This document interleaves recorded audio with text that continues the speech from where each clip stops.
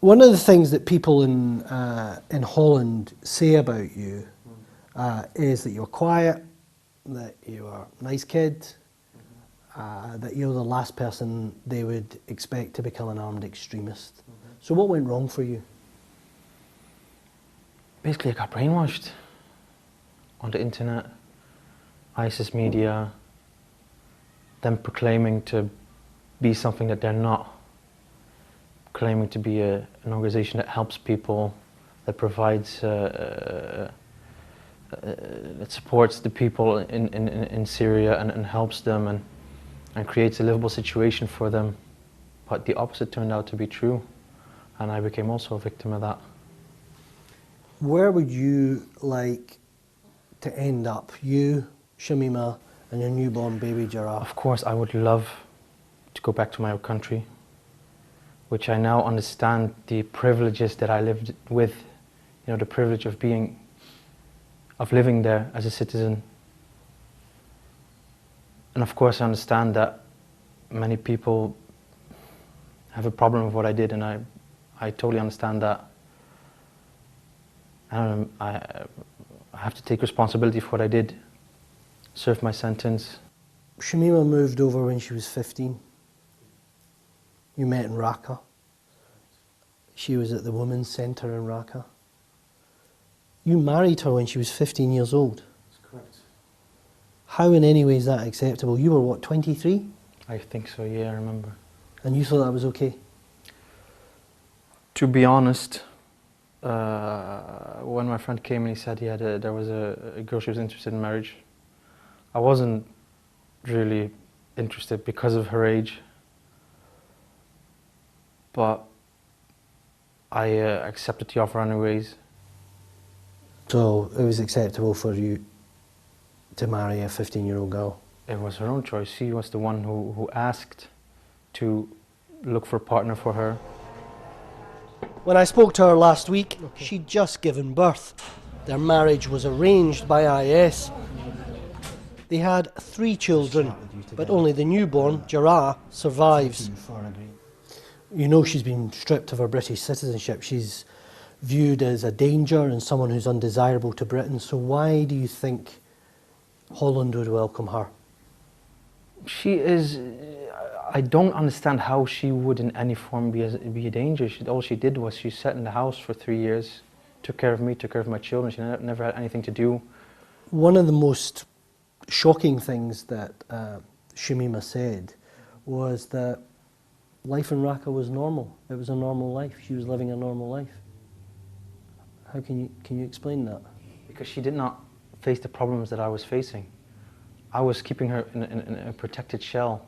I did not give her any information about what was going on outside, the problems that I was facing, the dangers. She was just sitting inside,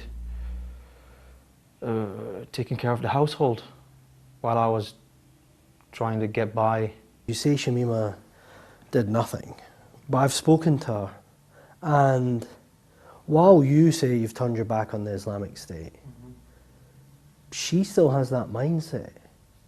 She still believes in many of the more extreme positions of the Islamic State, that the bombing of the Manchester Arena was no worse than the bombing of civilians in Syria by the coalition who were trying to defeat IS.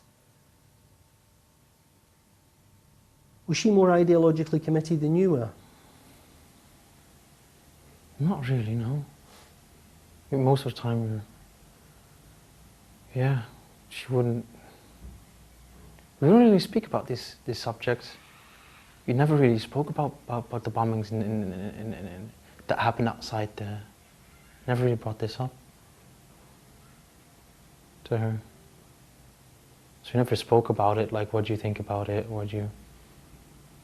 Can you give me a sense of what daily life was like inside Raqqa? Inside Raqqa? I mean, you must have witnessed beheadings. I actually never witnessed the beheading, no. I've actually witnessed a stoning once.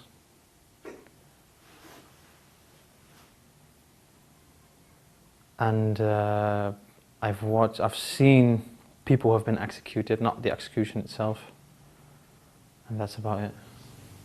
And what was the crime of the woman who was stoned to death? She fornicated. Actually, she wasn't stoned to death. She stood up and she ran away, and then after that they said to the guys who were throwing the stones, stop throwing the stones. It's not allowed to throw the stones after she gets up and runs away.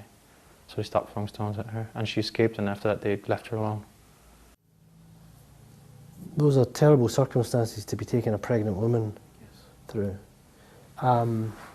You've lost 2 children. Yes. How did they die? The doctors said there was no clear cause of death, but I'm pretty sure they died of starvation, because if you could see my daughter, I actually had a picture of her. She was a stick. There was nothing. She was as skinny as I can be. Her bones were sticking out. It was a terrible sight, you know. Yeah. She was always crying for food.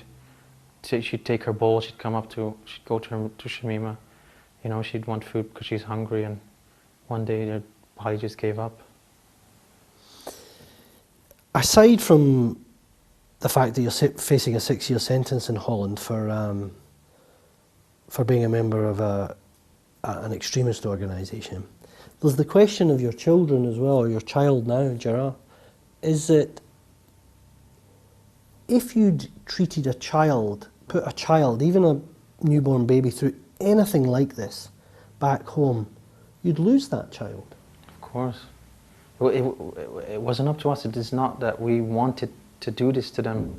I tried to take care of my family as good as I could, but the situation was just too tough.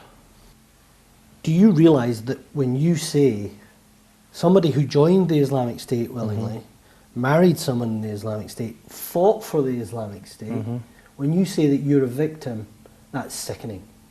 Okay. What can I say? I lived a miserable life. I was imprisoned. I was tortured. I lived in fear. How can I see that as a... It was my own fault for going, yeah, but I didn't come out of it as a winner in any way. I've lost years of my life. You came here on a Dutch passport or an Indonesian passport? I don't have an Indonesian citizenship, never been there, don't speak the language, just have the roots basically. So I came here with a Dutch passport. Shamima's never been to Bangladesh. She doesn't speak Bengali, but that was still enough to allow Britain, because she has Bangladeshi parentage, to allow Britain to strip her of her citizenship. Do you feel that the same might happen to you? I hope not. Even though I don't see how it's possible, because it's not possible for a person to become stateless and stay stateless. But no, I hope that my government can see that I am very sorry for what I did. I'm in regret, and that I just want to better myself, basically. And Shamima, do you have a message for her if we see her again? Yeah, tell her that I love her, and to have patience, that hopefully soon we'll be together again and things will turn out all right, hopefully.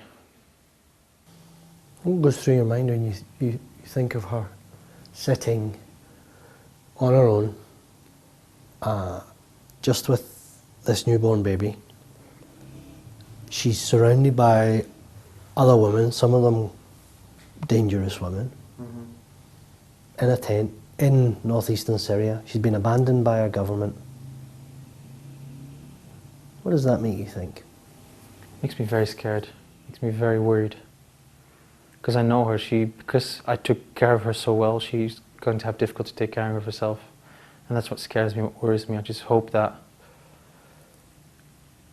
she'll be able to take care of herself, and hopefully that she'll find somebody who's willing to help her out, because she's probably going to need help taking care of herself and her child. I just hope that things, that things are good with her. Shamima Begum no longer has a passport or her citizenship. She's also without her husband. She's being held in an internment camp not very far from his prison. Kurdish officials say there are no plans to reunite the two. Quentin Sommerville, BBC News, Syria.